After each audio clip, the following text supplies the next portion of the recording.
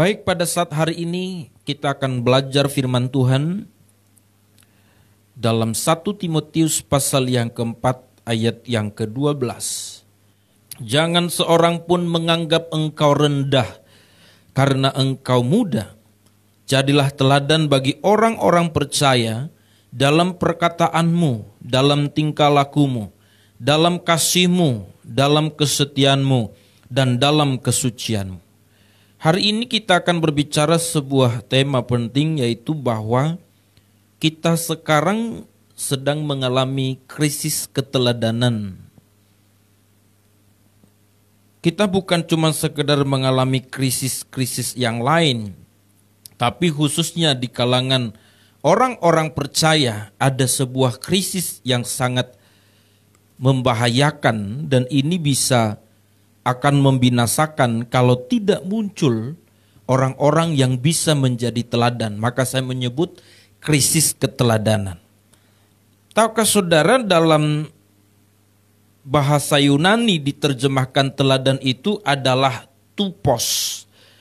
Nah, dalam arti kata tupos itu berarti model atau gambar atau ideal atau pola. Jadi kalau disebut jadilah teladan, artinya jadilah tupos, jadilah model, jadilah gambar ataupun yang ideal atau menjadi pola. Maka pada saat itu Paulus menginginkan Timotius harus menjadi contoh, menjadi model, menjadi sesuatu yang ideal dalam perkataan, dalam kesetiaan, dalam kekudusan, bahkan dalam ketekunan dan dalam kesalehannya.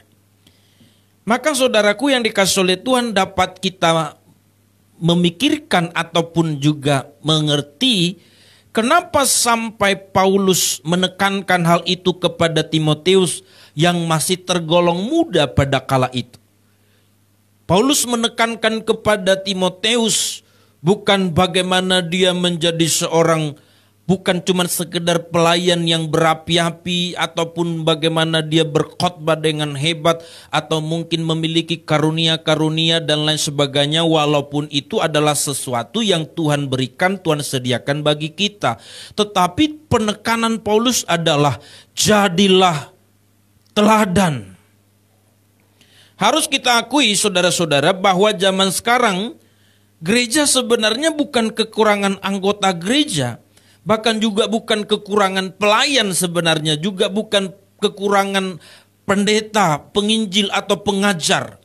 Bahkan kalau kita lihat pada hari-hari ini banyak orang-orang yang muncul menjadi pengkhotbah-pengkhotbah hebat dengan ciri khas yang bisa memukau, bahkan juga saudaraku dengan hal-hal yang bisa menarik perhatian kita sehingga kita begitu mudah mengerti apa yang disampaikan dan apa yang dikhotbahkan.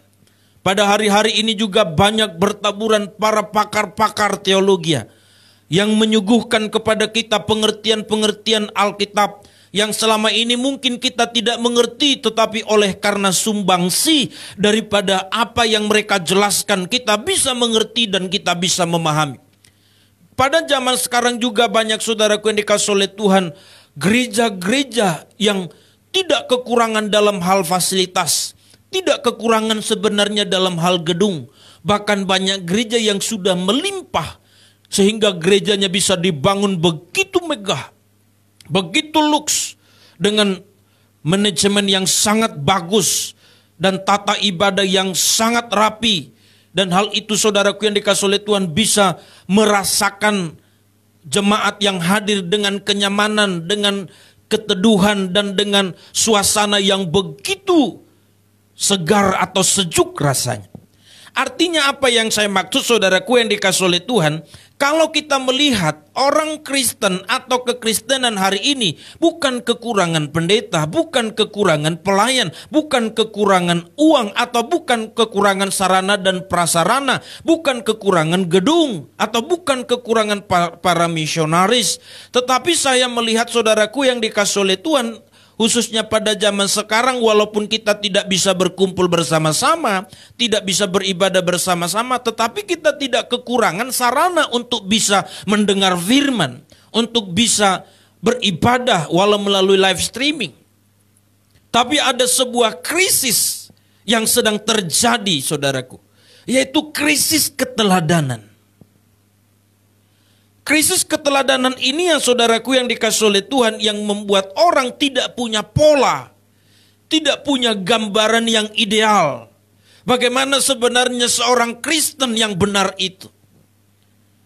Maka itu sebabnya saudaraku yang dikasih oleh Tuhan, banyak orang hanya mengagung-agungkan doktrinnya. Banyak orang hanya mengagung-agungkan denominasinya. Banyak orang mengagung-agungkan pendetanya. Atau banyak orang mengagung-agungkan kehebatan atau kekhususan gereja dan pelayanannya. Tetapi saudaraku yang dikasih oleh Tuhan, Paulus ingin menekankan kepada Timotius, bukan itu yang menjadi target kita. Bukan itu yang harus kita kejar. Tapi yang harus kita kejar dan harus kita miliki adalah bukan gedung gereja yang besar, walau itu baik dan penting dan perlu kalau kita sudah punya jemaat yang besar. Bukan juga berbicara tentang khotbah yang memukau, walau kita harus bisa berkhotbah dengan baik dan juga dengan cara-cara yang lain, saudaraku. Tetapi Alkitab mengatakan kepada kita, khususnya kepada kita orang-orang muda, bahwa yang dibutuhkan saat ini adalah bagaimana kita muncul menjadi teladan. Kita harus mengambil alih panggung keteladanan yang sudah krisis.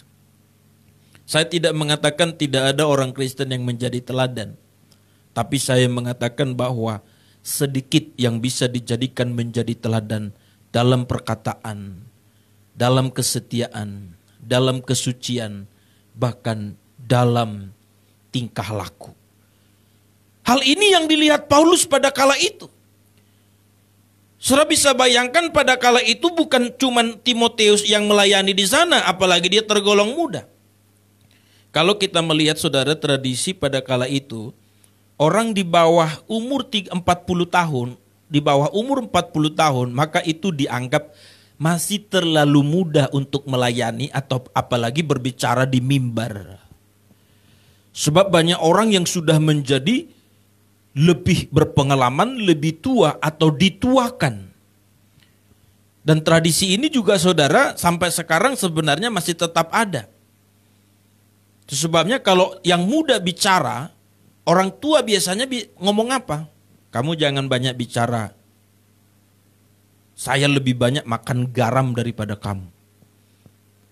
Nah artinya saudara dia mau mengatakan kamu punya pengalaman masih secuil atau masih sedikit.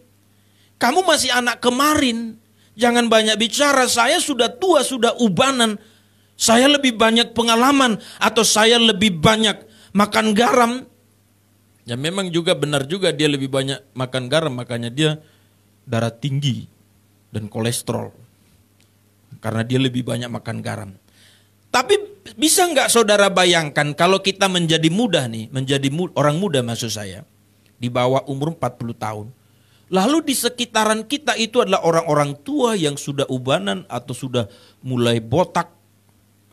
Seperti saya sudah mulai botak, hampir mau habis, tapi botak saya kan belum disebut menjadi terlalu tua, sudah tua ya lumayan.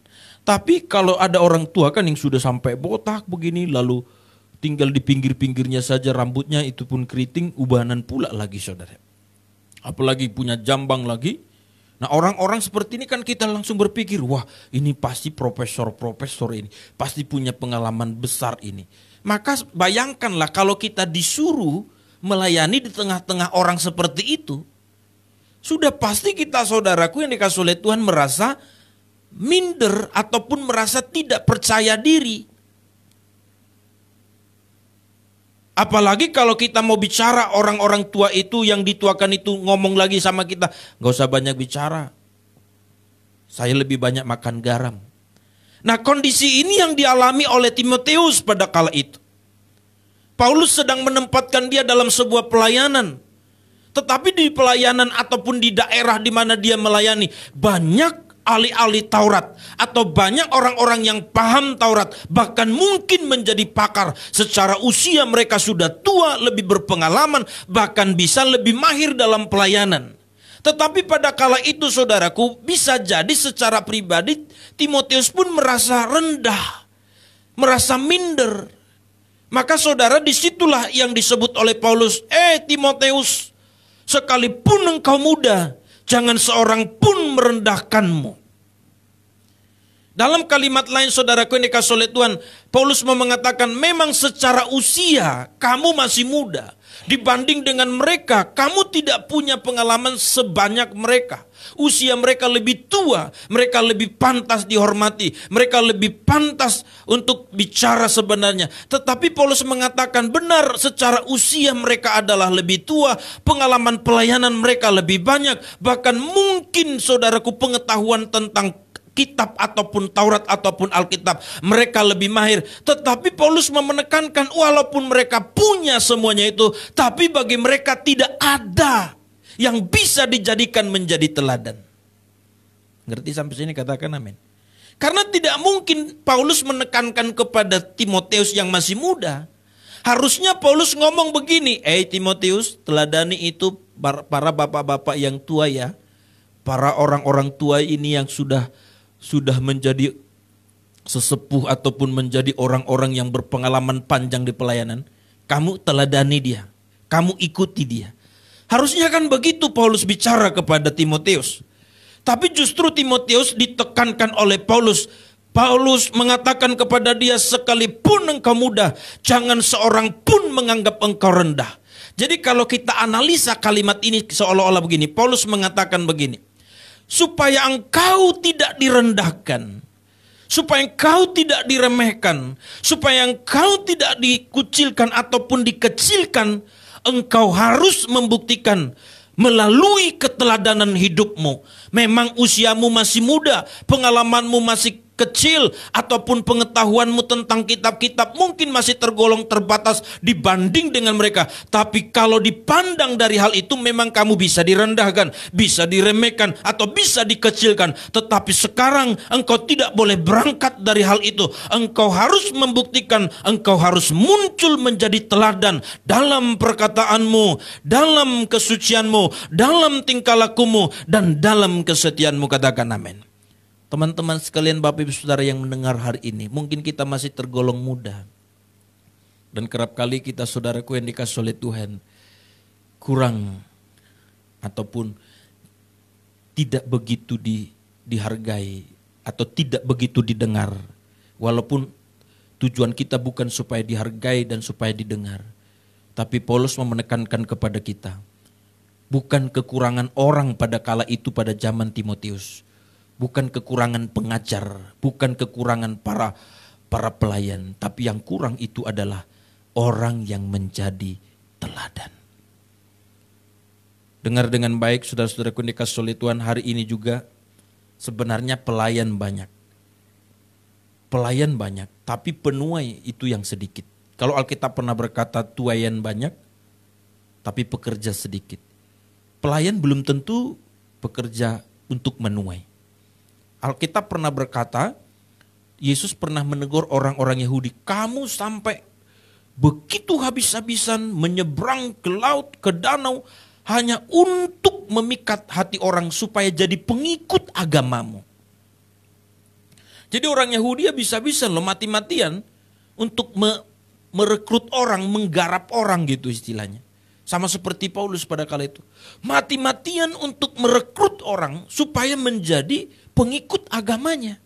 Sekarang banyak orang juga begitu, mati-matian supaya jadi pengikut salah satu denominasi atau salah satu gereja. Atau pengikut salah satu pendeta. Tapi saudara, yang disebut menjadi pekerja Tuhan itulah kita harus mati-matian untuk memikat orang lain. Dengan cara kita menjadi teladan supaya dia mengikut Yesus. Katakan amin. Banyak pelayan. Tapi kerap kali kan yang tidak banyak itu yang menjadi teladan. Yang krisis itu sebenarnya adalah yang menjadi teladan. Ini bukan cuman bebannya pelayan pendeta seperti saya. Bukan cuman bebannya pelayan yang mungkin jadi singers ataupun jadi song leader dan pendoa syafaat asar dan lain sebagainya. Tapi jemaat juga, ini beban kita. Kalau kita mau jujur hari ini, apa gereja kurang? Enggak sebenarnya. Walaupun kita di daerah minoritas, tapi gereja banyak. Ya cuman kan kadang-kadang yang masalahnya adalah beda organisasi, beda doktrin, beda pendeta, beda aliran. Tapi pendeta model apapun sekarang kita bisa temukan. Gereja bagaimanapun sekarang bisa kita temukan. Apakah itu misi yang Tuhan mau sampaikan kepada kita?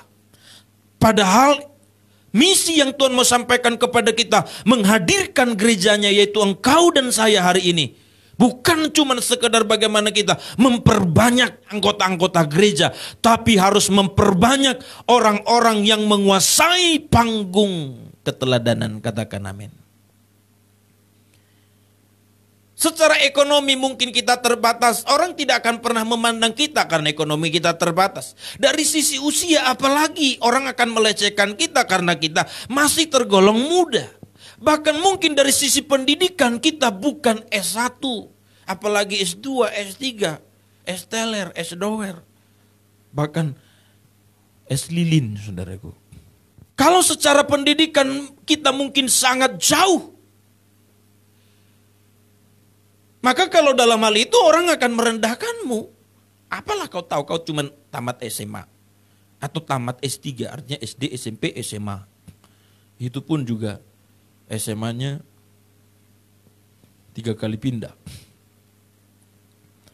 Oke, itu masa lalu kita. Bahkan orang bisa melecehkan kita melalui masa lalu kita. Ayo gak usah banyak bicara lah, aku tahu siapa kamu. Aku tahu keluargamu, aku tahu masa lalumu. Kalau berangkat dari situ kita mungkin tidak bisa didengar ataupun tidak akan dihargai. Makanya Paulus mau menekankan kepada Timotius, dari sisi usia kamu masih tergolong muda. Makanya sekarang bukan berarti bagaimana kau supaya jadi tua, bukan. Tapi bagaimana engkau supaya menjadi teladan. Hari ini juga saya mau beritahukan kepada kita. Yang harus kau lakukan hari ini, bagaimana engkau muncul menjadi teladan. Muncul menjadi model. Muncul menjadi contoh dalam perkataan, dalam tingkah laku, dalam kesucian, bahkan dalam kesetiaanmu. Berikan tepuk tangan yang terbaik bagi Allah kita. Itu sebabnya saudara, mungkin kalau kita masih tergolong paling muda di keluarga kita, nah kita mau bicara yang benar, biasanya kita nggak akan didengar. Karena orang tua kita akan menganggap kita belum tahu apa-apa. Kalaupun kita didengar kadang-kadang karena mau menghargai, ya habis kamu kan kirim uang setiap bulan, nanti kalau nggak didengar kamu nggak kirim lagi, bahaya itu. Pikirnya saudara. Jadi dibisikkanlah sama mama, kita dengarlah dulu. Nanti nggak dikirim uang, habis kita katanya. Apalagi dia pakai bahasa Spanyol. Tapi beki mak, anong dang dikirim hepeng tuita. Kakak-kakakmu, abang-abangmu, mungkin kita tahu mereka sedang berada dalam sebuah kelemahan, kesalahan. Tapi waktu kita bicara, mereka nggak mau dengar kita. Karena dipandang kita, diingatnya kita waktu digendong, diingatnya kita waktu dia memasang popok kita. Atau pada zaman dulu belum ada itu, tapi kain lap. Artinya apa? Dia akan lihat itu. Makanya sekarang masalahnya bukan soal bagaimana kau bisa bicara kepada mereka, tapi bagaimana engkau menunjukkan sebuah bukti, bukan cuman kata-kata. Engkau mampu menjadi teladan. Engkau mampu menjadi model. Engkau mampu menjadi contoh. Maka itulah yang akan membuat mereka terpikat. Yang akan membuat mereka saudara tidak bisa membantah atau tidak bisa menolak apa yang kau katakan itu benar. Sebab yang kau perkatakan itu adalah sesuai dengan apa yang ada pada dirimu. Yang mengerti katakan amin. Ini yang harus kita lakukan saudaraku yang dikasihi oleh Tuhan. Saya berharap dimanapun kita berada hari ini, kita menjadi orang-orang Kristen yang bukan cuma sekedar bagaimana kita saudaraku mengejar uang, mengejar pangkat, mengejar posisi. Atau kalau kita tergolong orang-orang yang berkecimpung dalam pelayanan, cuman mengejar karunia. Atau mengejar saudaraku bagaimana dia punya pelayanan hebat. Dan bagaimana dia mungkin punya pelayanan yang sangat mendunia. Walau hal-hal seperti itu saudaraku yang dikasihi oleh Tuhan, dipakai Tuhan menjadi sarana kita untuk bisa memperluas pekerjaannya. Tetapi yang saya mau katakan adalah yang paling utama, Yang dibutuhkan pada hari-hari ini adalah bagaimana kita muncul di bidang kita masing-masing. Atau di wilayah kita, di rumah tangga kita, di keluarga kita, di pekerjaan kita, di gereja kita. Bahkan di tempat dimanapun kita berada, kita muncul menjadi teladan. Katakan amin. Sekarang kan kadang-kadang begitu saudara. Kita melihat pelayan dengan jemaat yang tidak pernah beribadah. Yang cuman membedakan itu adalah para pelayan-pelayan ini setiap hari Minggu pergi ke gereja dengan pakaian rapi, bawa Alkitab dengan jadwal yang sudah disusun. Tapi dalam kehidupan kesehariannya sama. Orang yang tidak pernah gereja pacarannya tidak karu-karuan, yang pelayanan pun juga begitu. Bukan saudara yang saya maksud, tapi yang di samping saudara itu. Kalau tidak ada di samping saudara, ya itu yang di belakang saudara.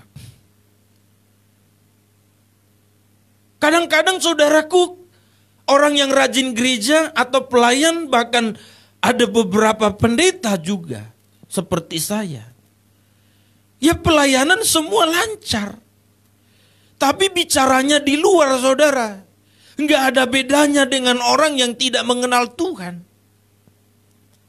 Tapi kelakuannya tidak bisa kita bedakan mana anak Tuhan, mana anak hantu. Hanya yang membedakan adalah dari atributnya sebagai seorang pelayan, orang Kristen rajin ibadah, ataupun juga pendeta dan lain sebagainya. Ini yang memiriskan saudaraku. Ini yang memiriskan saudaraku. Ada orang juga saudaraku yang dikasih oleh Tuhan seperti yang saya katakan tadi. Dia mungkin pakar dalam berbagai hal. Secara Alkitab dia begitu mahir. Dia begitu jago dalam hal berteologi. Tapi saudara, yang membedakan dia dengan orang dunia adalah hanya masalah pengetahuan teologianya. Kalau dalam pengetahuan teologianya memang kita nggak meragukan dia. Dia benar-benar hebat, senius, dan bisa diandalkan. Tetapi dalam hal kelakuan, dalam hal kesucian, dalam hal kesetiaan, dalam hal perkataan, dalam hal kasih, dia sama sekali nyaris tidak berbeda dengan orang-orang yang ada yang tidak mengenal Tuhan. Saya pernah mendengar juga secara konekas oleh Tuhan, bagaimana orang seorang para yang disebut menjadi hamba-hamba Tuhan, pelayan, pengerja ataupun juga pendeta, tapi bisa begitu sadis kepada anak buahnya, begitu kasar kepada para anggota-anggotanya. Bahkan ada juga yang memperlakukan bahkan begitu tidak manusiawi. Ada orang juga saudaraku dikasih oleh Tuhan, di giliran di mimbar seperti saya hari ini, wah ngomongnya luar biasa. Tapi kalau di luar, wah bisa kasar, memaki, menghina. Ini yang dimaksud Paulus, saudara. Tidak kekurangan pengkhotbah seperti saya hari ini. Hari ini saudara, mau kita deretkan ribuan, bahkan mungkin bisa puluhan ribu para pengkhotbah dengan segala gayanya. Dengan segala aliran, bahkan juga doktrinnya. Kita bisa buat. Tapi yang kurang adalah bagaimana kita menjadi teladan. Saya tidak mencoba saudaraku mau menjustis atau menghakimi siapapun. Yang saya mau katakan ini kepadamu yang mendengar dan kepada saya yang sedang bicara hari ini. Ini harus menjadi ratapan kita. Ini yang harus menjadi tangisan kita. Kalau sampai hari ini saudara kita sudah menjadi orang yang disebut pelayan Tuhan atau jemaat yang aktif.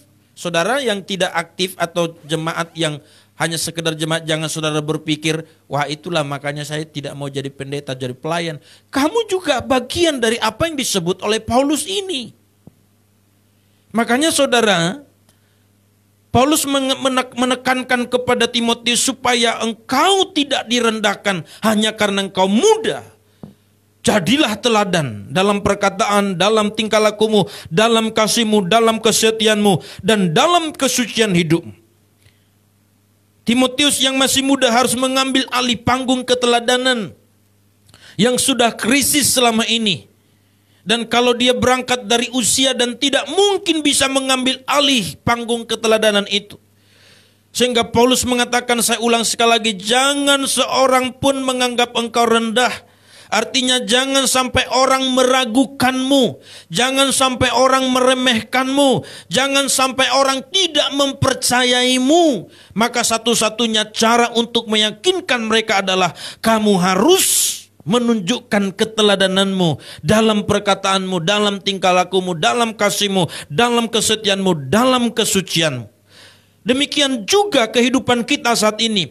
Kita juga sedang mengalami krisis keteladanan. Nyaris saudaraku yang dikasih oleh Tuhan, kita gak usah bicara yang lain. Gak usah bicara gereja lain. Di gereja kita aja dulu. Di komunitas kita aja dulu. Coba periksa diri masing-masing. Saudara dan saya sudah bisa gak dijadikan keteladanan dalam perkataan, dalam kelakuan, dalam kesucian, dalam kesetiaan, dalam kasih. Nah ini yang dimaksud oleh Paulus. Jangankan di luar, di dalam komunitas atau di gereja-gereja, di gereja kita pun saudara, kita nyaris tidak menemukan. Kita tidak boleh merasa, tidak boleh munafik saudara. Bahkan kita sendiri pun kerap kali juga merasa, waduh kita belum bisa menjadi model atau contoh atau juga yang ideal untuk menjadi teladan. Makanya saudara, ketika kita juga mengalami krisis keteladanan, sementara kita mungkin masih usia muda, pengalaman pelayanan kita juga masih minim, dan pengetahuan teologi kita tidak hebat, secara ekonomi kita lemah. Kalau orang memandang kita dari hal-hal itu, pastilah kita diremehkan, pastilah kita direndahkan. Akan tetapi ketika kita mampu menjadi teladan dalam hal-hal yang tersebut tadi, perkataan, kasih, tingkah laku, kesucian dan kesetiaan kita, sudah pasti saudara, kita akan dijadikan model, kita akan dijadikan contoh, dan disitulah Tuhan dimuliakan melalui hidup kita. Katakan amin. Orang-orang di sekitar kita membutuhkan dan haus sebenarnya contoh-contoh orang yang mengikut Tuhan. Tapi yang sering terlihat adalah sudah pelayanan begitu lama, tapi perangannya tidak bisa dijadikan contoh. Maka poin yang pertama, kita mesti teladan dalam perkataan. Apa maksudnya teladan dalam perkataan? Apapun yang kita percakapkan setiap hari harus sesuai dengan kebenaran. Sesuai dengan kebenaran artinya sesuai dengan fakta. Sesuai dengan apa yang sebenarnya. Bukan berarti orang yang berkata sesuai kebenaran terus setiap bicara pakai ayat-ayat. Walaupun bisa kita menggunakan ayat dalam hal-hal tertentu. Yang ngerti katakan amin. Kadang-kadang orang terlalu banyak menggunakan ayat. Ini bisa diragukan. Atau orang yang teladan dalam perkataan sikit-sikit saudara, haleluya, puji Tuhan. Haleluya, puji Tuhan. Setiap mau bicara, haleluya, puji Tuhan. Kamu sudah makan? Haleluya, puji Tuhan. Belum. Kenapa belum makan? Haleluya, puji Tuhan. Gak ada uang. Loh kenapa gak ada uang? Haleluya, puji Tuhan. Glory bagi Yesus. Kekurangan. Nah bukan itu saudara. Kadang-kadang orang memakai tata kata atau kosakata itu menjadi sesuatu tameng ataupun topeng. Bukan tidak boleh ya. Anda mesti cerdas mengerti apa yang saya maksud. Tapi orang yang teladan dalam perkataan itu adalah seperti Alkitab pernah berkata, katakan ya di atas ya, katakan tidak di atas tidak. Selebihnya berasal dari setan. Maksudnya apa? Kalau ya katakan ya, kalau tidak katakan tidak. Kalau tahu katakan tahu, kalau nggak tahu katakan tidak tahu. Jangan sudah tidak tahu tapi sok tahu. Tapi kalau tahu jangan katakan tidak tahu. Sudah tahu tapi sok tidak tahu.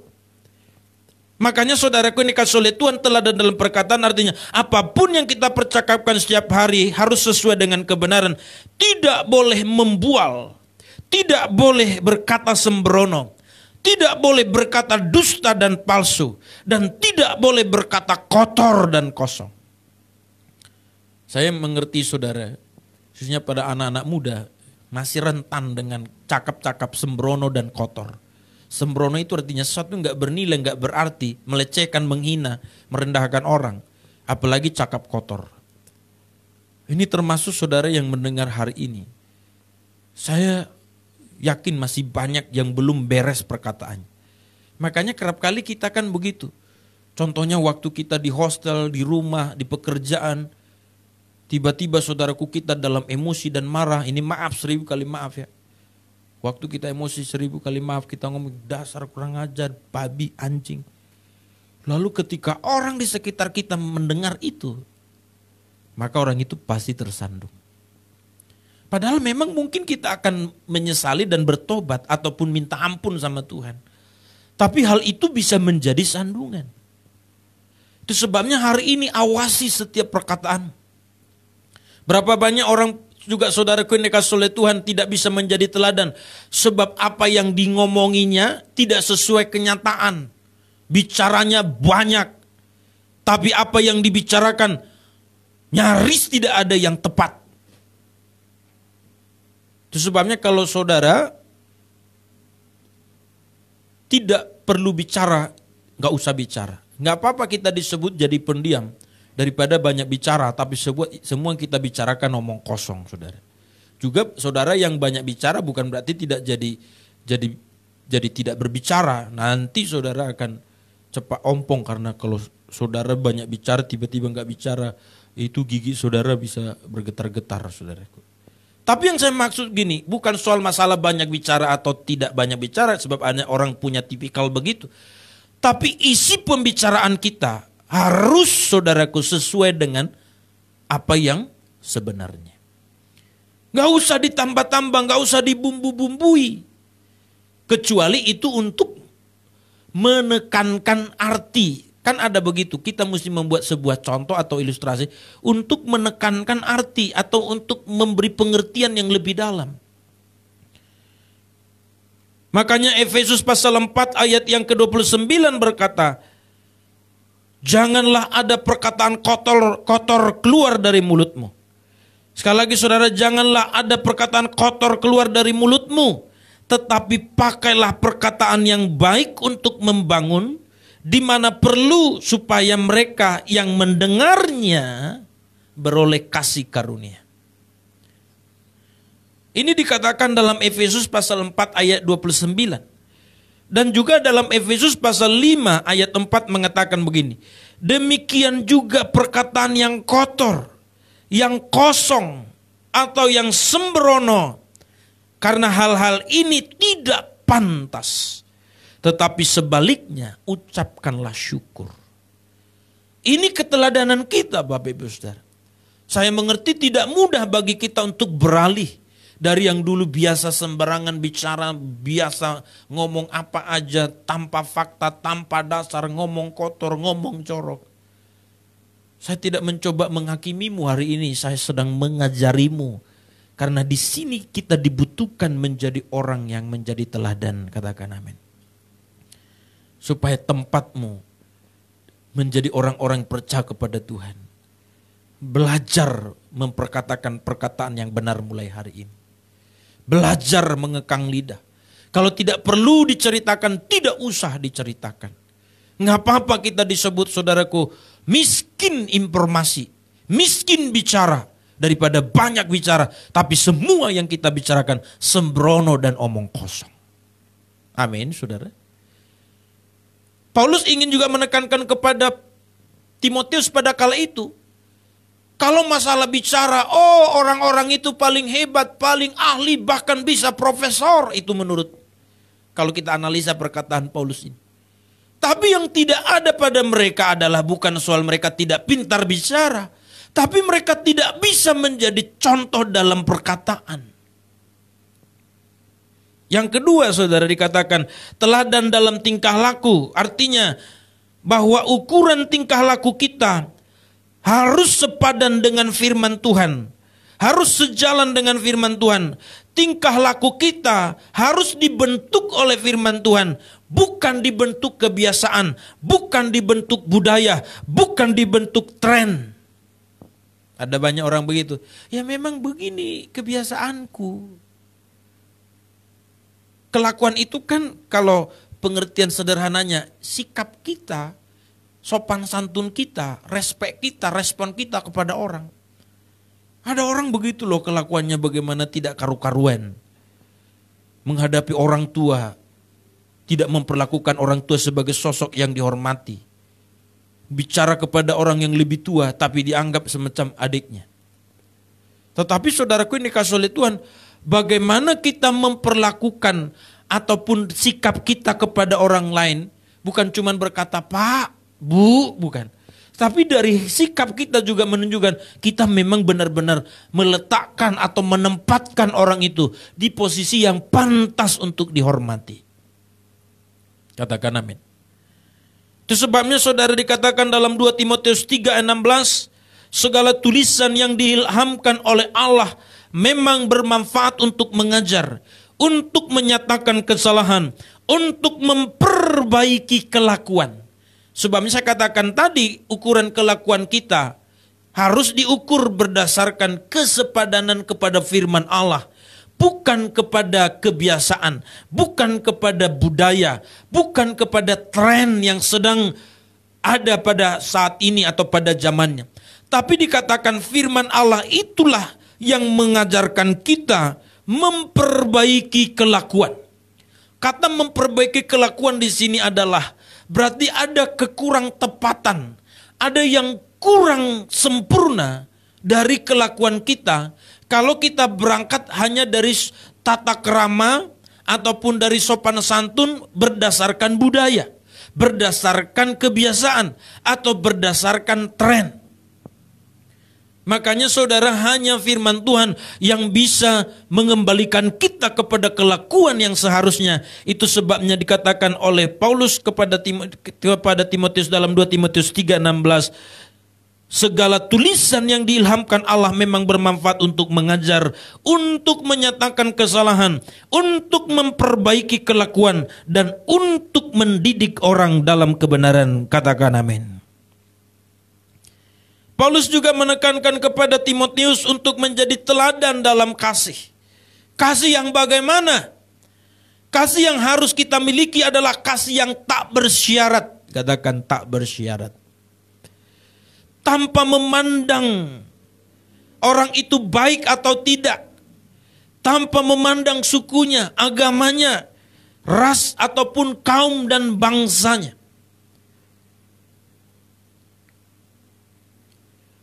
Tanpa mempersoalkan warna kulit. Dan juga kasih yang Tuhan minta pada kita adalah tidak menuntut balas.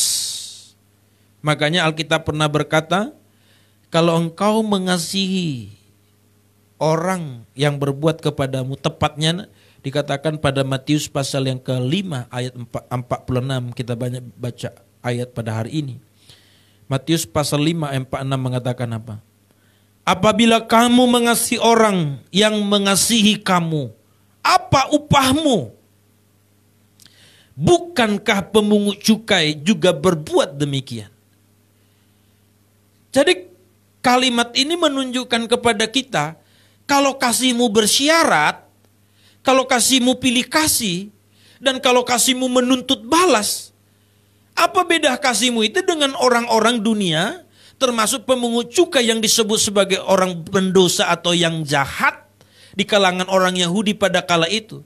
Sebab pemungut cukai dan orang berdosa juga begitu. Dia mengasihi orang ada syaratnya karena orang itu baik. Dia mengasihi orang ada syaratnya karena satu sukunya, satu agamanya. Bahkan kasih banyak orang menuntut balas. Aku melakukan ini supaya dia melakukan itu kepada aku. Itu kan kasih yang dimiliki pemungut cukai, yang dimiliki orang-orang dunia. Nah sekarang Paulus mengatakan kepada Timotius, kamu harus teladan dalam kasih. Artinya kasih yang kau miliki harus seperti kasih Yesus. Tidak bersyarat, tidak menuntut, dan tidak pilih kasih. Saya mengerti saudara, ini berat dan ini adalah sesuatu membutuhkan penyangkalan diri.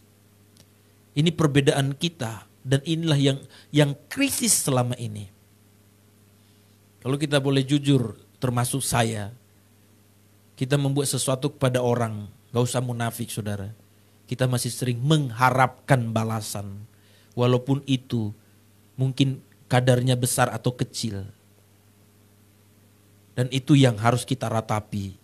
Makanya Alkitab berkata, berbahagialah orang berduka cita dalam Tuhan, karena mereka akan dihibur. Itu bicara, Tuhan, kasih-Ku masih bersiarat Tuhan. Aku masih pandang bulu Tuhan. Aku masih menginginkan balasan.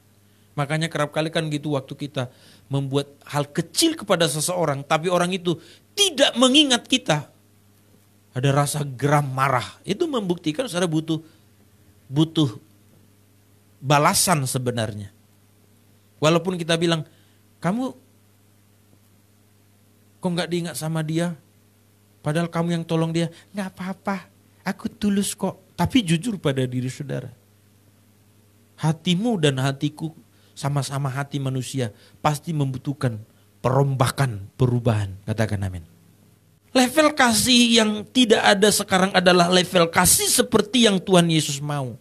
Tidak menuntut balas, tidak pandang bulu, tidak pilih kasih, dan tidak bersyarat.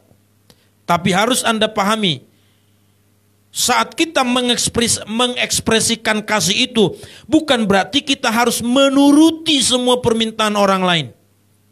Apapun yang dilakukan kepada kita, kita terima dan tidak membantah. Oh, bukan itu. Suatu saat ada orang datang pada saya waktu saya pernah menyampaikan khotbah seperti ini. Lalu dia berkata, kayak mana nih Pak? Kenapa rupanya? Setiap aku beli apel, beli buah, kawan-kawanku semua makani. Tidak ada ditinggalkan sama aku karena aku buat di kulkas katanya. Di peti ice. Lalu, kenapa kamu tidak ingatkan? Itulah Pak, orang itu bilang, tapi katanya kau mengasihi, mana kasihmu? Loh itu kan bukan mengasihi, merampok namanya itu saudaraku. Tapi yang dimaksud di sini saudaraku yang dikasih oleh Tuhan, kalau itu demi perubahan orang itu, demi pertobatan orang itu, demi keselamatan jiwa orang itu, disitulah kita yang harus menerapkan kasih, rela berkorban. Tapi catat, demi keselamatan orang itu. Bukan mau memanfaatkan kita. Bukan mau merugikan kita. Bukan mau menganiaya kita. Tetapi korban atau kasih yang kita lakukan itu yang tak bersyarat, tidak menuntut balas dan lain sebagainya. Bagaimana supaya orang itu tergiring kepada sebuah pertobatan, keselamatan. Kalau di luar itu, hal itu saudaraku dikasih oleh Tuhan. Anda harus berhikmat untuk melakukannya. Katakan amin. Sebab kasih yang kita lakukan hanya demi keselamatan jiwa orang tersebut. Supaya kita tidak membuat dia tersandung. Sehingga dia bertobat. Bukan untuk memuaskan hatinya. Catat baik-baik. Bukan untuk memuaskan hatinya. Tapi untuk membawa dia mengenal kasih yang daripada Kristus. Lalu kalau Anda bertanya, Pak, kenapa kita mesti melakukan itu? Sebab Kristus terlebih dahulu melakukan itu kepada kita. Dan itulah yang harus kita lakukan kepada orang lain. Katakan amin. Saudara, ada 2 poin lagi yang saya sampaikan pada kita dalam beberapa menit ke depan. Yang keempat dikatakan teladan dalam kesetiaan. Paulus meminta Timotius teladan dalam kesetiaan. Kesetiaan bukan hanya bicara bertahan, tapi bergerak dan berkembang sesuai dengan apa yang diharapkan. Saya ulang saudara, setia itu bukan cuma bertahan, tapi bergerak, berkembang, mengikuti apa yang diharapkan. Sama seperti perumpamaan tentang talenta. Tuhan Yesus pernah menyebut hamba yang mengembangkan talenta itu menjadi hamba yang baik dan setia. Dalam Matius pasal 25 ayat 21 di sana jelas dikatakan, maka kata Tuhan itu kepadanya, baik sekali perbuatanmu, hai hambaku yang baik dan setia. Perhatikan kalimat dikatakan hamba yang baik dan setia. Engkau telah setia dalam perkara kecil. Aku akan memberikan kepadamu tanggung jawab dalam perkara besar. Masuklah dalam dan turutlah dalam kebahagiaan Tuhan. Jadi ingat, Paulus menekankan kepada Timotius menjadi teladan dalam kesetiaan. Setia bukan cuma bertahan. Setia bukan cuma aktif. Tapi setia itu ada perkembangan. Dari 2 menjadi 4. Dari 5 menjadi 10. Orang yang setia kepada Tuhan bukan berarti setia di gereja itu terus. Setia beribadah di gereja itu terus. Bukan cuman itu. Tapi setia yang dimaksud oleh Paulus adalah ketika kita setia beribadah, tapi setia juga berubah mengalami perkembangan, pertumbuhan. Seperti yang diharapkan oleh Yesus. Katakan amin. Itu orang setia. Orang setia itu seperti suami istri, saudaraku. Setia bukan cuma sekedar keluarganya tidak bercerai. Tapi setia artinya bagaimana mereka menjalankan roda keluarga itu. Bergerak maju, bergerak berkembang bersama-sama. Seperti yang diharapkan. Yang justru jadi masalah adalah masih tetap suami istri. Tapi yang satu ke kiri, satu ke kanan. Yang satu mau bergerak, satu tidak mau bergerak. Itu lebih berat. Maka kalau kita setia kepada Yesus artinya kita mesti bergerak maju. Kita mesti berkembang.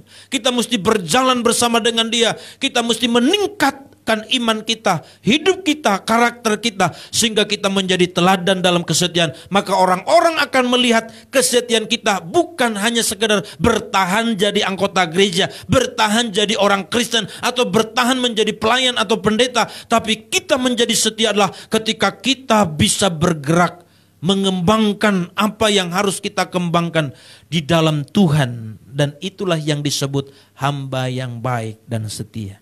Makanya perumpamaan tentang talenta, Yesus mengatakan hamba yang baik dan setia. Saya berharap semua pelayan-pelayan hari ini, kau bukan cuma sekedar bertahan jadi pelayan, bukan cuma sekedar bertahan jadi orang Kristen atau jadi anggota gereja. Kau harus setia mengikuti pergerakan imanmu sesuai dengan yang Allah harapkan kepadamu. Katakan amin. Dulu engkau suka maki orang, setialah pada Tuhan sehingga kamu menjadi orang yang tidak lagi memaki orang. Sebab itu harapan Tuhan bagi saudara. Dulu kelakuanmu tidak karu-karuan, tapi sebagai bukti engkau setia kepada Tuhan, maka kelakuanmu akan berubah menjadi kelakuan yang sepadan dengan firman Tuhan. Dulu kasihmu bersyarat, tapi sekarang engkau setia kepada Tuhan, maka kau mulai masuk ke level kasih surgawi, kasih Allah, tidak bersyarat, tidak menuntut balas, tidak pilih kasih. Setiap orang layak untuk dikasihi. Bukan karena orang itu pantas. Ingat ya, Tuhan mengasihi kita bukan karena kita pantas. Tapi karena Dia adalah kasih itu yang mengasihi kita yang tidak pantas. Sebab kita adalah orang-orang yang layak dikasihi bukan karena pantas. Apa bedanya layak dengan pantas, Pak? Artinya saudaraku ini kasih oleh Tuhan, siapapun harus menjadi target kasih kita. Katakan amin. Terakhir saudara, Paulus menekankan kepada Timotius teladan dalam kesucian. Perhatikan dengan baik saudara, anak muda sangat rentan dengan tidak mempertahankan kesuciannya. Saya ulang saudara, anak-anak muda paling rentan. Tidak peduli wajah saudara, wajah polos, wajah beringas, wajah tidak berdosa. Atau mungkin saudaraku yang dikasih oleh Tuhan, rasanya perkataan-perkataan saudara serba rohani. Tapi saya mau beritahukan pada saudara, Anda rentan dengan ketidaksucian. Gak peduli seberapa aktif saudara melayani. Gak peduli seberapa aktif saudaraku yang dikasih oleh Tuhan ibadah. Tapi Anda harus tahu, Paulus menekankan kepada Timotius, walaupun Timotius adalah seorang hamba Tuhan yang tidak diragukan kredibilitasnya, integritasnya. Tapi Paulus tak mengatakan, Paulus mengatakan pada Timotius, harus kau jadi teladan dalam kesucian. Banyak juga orang pelayanan, jadi pelayanan dalam gereja, tetapi justru malah sesama pelayan yang saling mencemari, saling menajiskan. Tetapi itu sebabnya saudara hari ini, bukan berarti saudara kita ini menjadi orang-orang yang terisolasi ataupun yang menjadi orang yang terkarantina sehingga tidak boleh bergaul, tidak boleh berpacaran. Tapi yang saya mau beritahukan pada saudara, anak muda paling rentan, khususnya engkau yang punya pacar. Saya tidak melarang saudara berpacaran, tapi yang Tuhan mau hari ini, buktikan pacaranmu dalam kesucian. Katakan amin. Kalau engkau mungkin sudah jatuh, sudah terperangkap, sudah tercebur dalam sebuah ketidaksucian, berubah, bertobat, kembali kepada apa yang diharapkan Tuhan. Ini tidak mudah bagimu, tapi tidak ada pilihan lain. Karena ini yang diminta Tuhan atas hidup kita, harus menjadi teladan dalam kesucian. Amin, saudara. Saya berharap saudara yang mendengar hari ini tidak langsung menutup ataupun keluar dari live streaming ini, apalagi khususnya yang berpacaran ini. Sarana-sarana sekarang bisa membuat kita rusak makin dalam. Anda boleh senyum-senyum tanpa seolah-olah berdosa. Seperti tidak ada masalah. Anda boleh mengkelabui siapapun, saudaraku. Tapi engkau tidak bisa mengkelabui Tuhan.